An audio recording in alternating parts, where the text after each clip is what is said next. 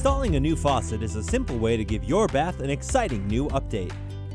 You'll need some silicone sealant, a pair of adjustable pliers, an adjustable wrench, and supply lines.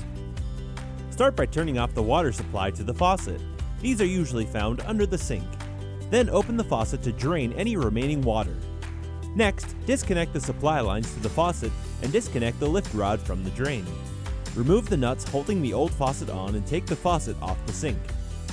Now's a good time to replace the drain because many new faucets come with matching drain assemblies. Place a container under the drain trap and remove the trap. The container is necessary to catch the water and debris that are still in the trap. Disconnect the old drain from the sink.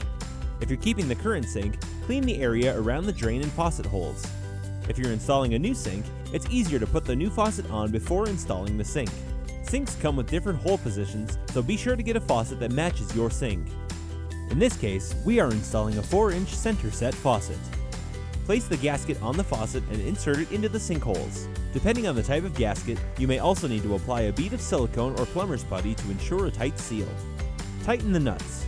If you're installing a new sink, now's a good time to install the supply lines to the faucet. To install the drain, take the drain body and screw the nut all the way down. Position the gasket over it and apply some silicone on the bottom of the flange. Put the drain body in place under the sink and screw it into the flange. Then tighten the nut and gasket on the drain body. Make sure the pivot nut for the drain faces to the rear. Clean up any excess silicone. Let the silicone cure overnight before running the water. Unscrew the pivot nut and insert the rod through the hole in the stopper.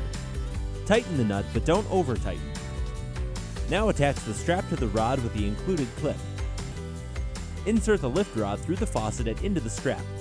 Tighten the nut. Reattach the trap to the drain assembly and attach the supply lines from the faucet to the shut-off valves. Remove the aerator and flush the faucet with hot and cold water for about a minute. Doing so will flush any debris that settled in the lines during the shipping process and prevent it from clogging your faucet later on. Check for any leaks and tighten the connections if needed. Replace the aerator and you're finished.